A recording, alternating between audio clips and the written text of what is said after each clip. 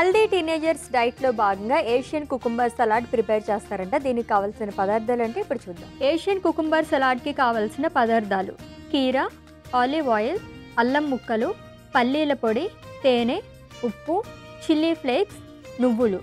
Asian cucumber సలాడ్కి కావాల్సిన పదార్థాలు చూసాం కదండి. ప్రాసెస్లోకి అయితే వెళ్ళిపోదాం. ఓకే, సలాడ్ కాబట్టి చాలా ఈజీగా అయిపోతుంది. దీంట్లో అసలు పెరుగు కూడా ఉండుంటే ఇంకా బాగుండేదేమో. ఎస్, పెరుగు కూడా ఉంటే బాగుండేది, కానీ ఇది కొంచెం క్రంచీగా డిఫరెంట్గా చేస్తున్నాం. ప్రోబయోటిక్స్ ఎంతవరకు యూజ్ అవుతాయి టీనేజర్స్ డైట్లోని? సో ప్రోబయోటిక్స్ అనేది చాలా ఇంపార్టెంట్ అశ్విని. ఎందుకంటే ఇప్పుడు మనం గట్ హెల్త్ కనుక తీసుకున్నట్టు అయితే టీనేజర్స్ ఎక్కువగా బయట ఫుడ్స్ తీసుకుంటారు. దానివల్ల ఫస్ట్ డ్యామేజ్ అయ్యేది గట్టే. గట్ అన్హెల్దీగా ఉండడం వల్ల ఇంకా ఇతర సమస్యలు వచ్చేస్తాయి. సో బరువు అనేది ఎక్కువగా పెరుగుతూ ఉంటారు. సో బరువు తగ్గరు అనమాట. సో గట్ హెల్త్ కరెక్ట్గా ఉంటేనే మీకు బరువు తగ్గడానికి, ఫేస్ నీట్గా ఉండడానికి, అంటే స్పెషల్లీ గర్ల్స్ చూసుకున్నట్టు అయితే మొటిమలు ఇవన్నీ ఎక్కువగా వస్తాయి. సో ఆ మొటిమలు రాకుండా ఉండాలంటే ఫస్ట్ గట్ని కరెక్ట్ చేసుకోవాలి. సో గట్ హెల్త్ కరెక్ట్గా ఉంటేనే మనం ఓవరాల్ హెల్త్ అనేది మెయింటైన్ చేసుకుంటాం. సో ఈ గట్ హెల్త్ కరెక్ట్గా ఉండడానికి ప్రోబయోటిక్స్ అనేవి చాలా చాలా ఇంపార్టెంట్. సో జ్యోతిర్మయ్య గారు, ప్రోబయోటిక్స్ అంటేనే ఎక్కువగా ప్రిఫర్ చేసేది కర్డ్. సో పెరుగు యూజ్ చేస్తూ ఉంటారు. అది కాకుండా ఇంకేం మనకి ఇతర పదార్థాలు ఉన్నాయి ప్రోబయోటిక్స్లోని? ప్రోబయోటిక్స్ జనరలీ మనం తీసుకునే ఆహారాలు, స్పెషల్లీ మన సౌత్ ఇండియన్ డైట్స్లో మనకి ఇడ్లీ కానివ్వచ్చు, దోశ కానివ్వచ్చు, ఇలా వివిధ రకాల దాంట్లో కూడా మనకి ప్రోబయోటిక్స్ అనేవి వచ్చేస్తూ ఉంటాయి. సో మీ డైట్లో ఎక్కువగా ప్రోబయోటిక్స్ రావాలి అంటే ఇలాంటివి బ్రేక్ఫాస్ట్ కంపల్సరీ మీ డైట్లో ఉండేలాగా చూసుకోవాలి. ఓకేనా? సో మనం ప్రిపేర్ చేసుకుందాం. ఎస్, ఏం చేయాలండి? సో బౌల్ తీసుకుందాం అశ్విని. ఇప్పుడు మనం బౌల్లో కీరా ముక్కలని వేసుకుందాం. సో కుకుంబర్ సాలడ్ని జనరలీ మనం ఏ వెజిటేబుల్ అయినా కుక్ చేసుకోవచ్చు, కానీ కుకుంబర్ని వీ షుడ్ నాట్ కుక్ అనమాట. అలాగే తీసుకోవాలి. సో దీన్ని మనం కుక్ చేయకుండా సైడ్గా పెట్టేసుకుందాం. ఓకే, నెక్స్ట్ మనం ప్యాన్ పెట్టుకుందాం అశ్విని. కొంచెం ఆలివ్ ఆయిల్ని వేసుకుందాం అశ్విని. కొంచెం అల్లం ముక్కలని వేద్దాం. ఓకే, కొంచెం నువ్వులని వేద్దాం. ఓకే, కొంచెం రెడ్ చిల్లీ ఫ్లేక్స్, తగినంత ఉప్పు. ఓకే, సో దీన్ని కొంచెం మనం ఫ్రై చేసుకుందాం అశ్విని. ఓకే. ఒక స్పెషల్ మనకి టేస్ట్ని ఇచ్చేది పల్లీల పౌడర్ అనుకుంటా. ఎస్ కదా, పల్లీలు. సో పల్లీలు పౌడర్ చేసైనా వేసుకోవచ్చు, లేదంటే అలాగే క్రంచీనెస్ కావాలంటే అలాగే వేసుకోవచ్చు. ఓకే, సో ఎలా కావాలంటే అలా ఇష్టపడతారు కాబట్టి సో అది మన రిక్వైర్మెంట్ అంతే.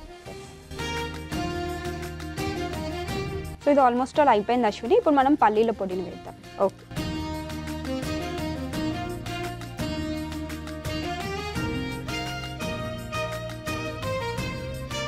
సో కొంచెం క్రంచీగా కావాలనుకునే వాళ్ళు కచ్చా పచ్చగా అలా చేసుకుని వేసుకుంటే కనుక తింటున్నప్పుడు చాలా బాగుంటుంది. ఇది అయిపోయింది అశ్విని. సో ఇప్పుడు ఈ మిశ్రమాన్ని మనం కుకుంబర్లో యాడ్ చేసేసుకుందాం. ఓకే,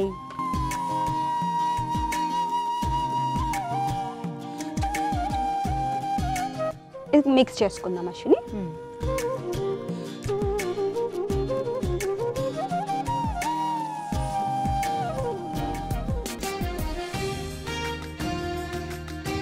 ఇప్పుడు కొంచెం తేనెని వేద్దాం అశ్విని. ఓకే,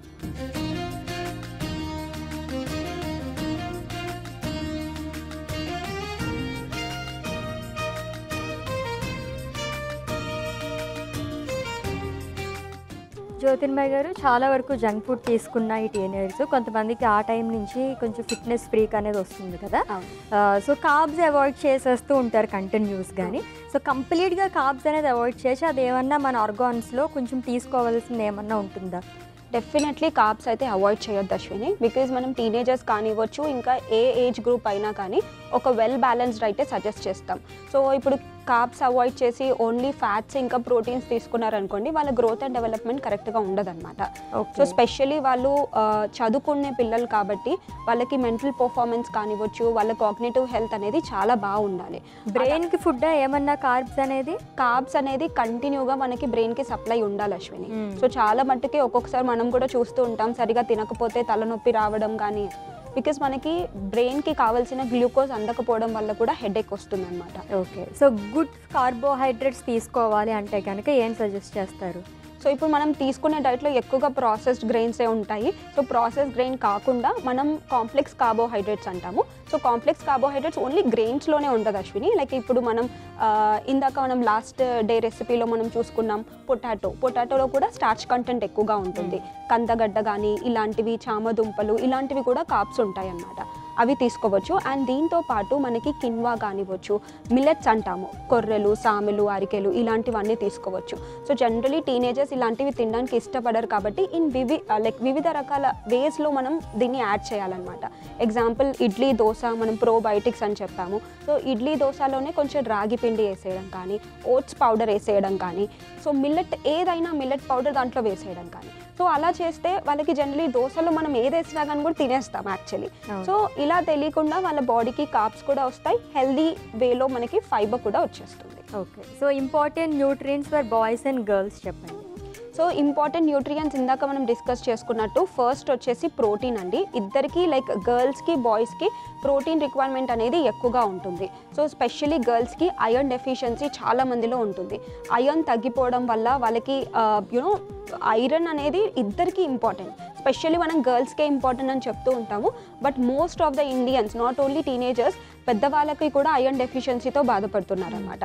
సో దీంతో పాటు iron rich items compulsory add చేయాలి. ఐరన్ రిచ్ ఐటమ్స్ జనరలీ మనం తీసుకుంటే లైక్ ఎగ్జాంపుల్ సెసమీ సీడ్స్ నువ్వులు అనేది చాలా కాల్షియంతో పాటు ఐరన్ కూడా ఉంటుంది, అది యాడ్ చేయడం. అండ్ ఆకుకూరలు, స్పినాచ్ కానివ్వచ్చు, తోటకూర, పాలకూర, అన్నీ ఇలాంటి డిఫరెంట్ గ్రీన్ కలర్డ్ వెజిటేబుల్స్ అనేవి వాళ్ళ డైట్లో ఉండేలాగా చూసుకోవాలి. ఇది కాకుండా calcium the most important. So generally ఒక పర్సన్ కనుక తీసుకున్నట్టు అయితే మినిమం 1000 milligrams ఆఫ్ కాల్షియం ఉండాలి. అదే పిల్లల్లో కనుక తీసుకున్నట్టు అయితే minimum 600 to 800 milligrams of calcium ఉండాలి వాళ్ళ డైట్లో. సో ఈ కాల్షియం తక్కువగా ఉండడం వల్ల వాళ్ళ బోన్ డెవలప్మెంట్ కరెక్ట్గా ఉండదు. సో జనరలీ మనం అంటూ ఉంటాం కదా, ఒక పర్టికులర్ ఏజ్ వరకే హైట్ డెవలప్మెంట్ అవుతుంది అని, దాని తర్వాత ఉండదు. సో ఈ బోన్ గ్రోత్ అండ్ డెవలప్మెంట్కి వాళ్ళకి కాల్షియంతో పాటు vitamin K2, vitamin B12 and ఇంకా వివిధ రకాల లైక్ ఇప్పుడు K2 చూసుకున్నాము, వైటమిన్ D కావాలి. సో ఓవరాల్గా న్యూట్రియంట్స్ కనుక చూసుకున్నట్టు అయితే ప్రోటీన్ ఒకటి, అన్ని kinds of vitamins and minerals ఖచ్చితంగా ఉండాలి. Specially vitamin A, calcium, phosphorus, magnesium ఇలాంటివన్నీ వాళ్ళ డైట్లో ఉంటే డెఫినెట్లీ వాళ్ళ పర్ఫార్మెన్స్ అనేది బాగుంటుంది. ఓకే, దాన్ని సర్వ్ చేసుకుందామా మరి? ఎస్.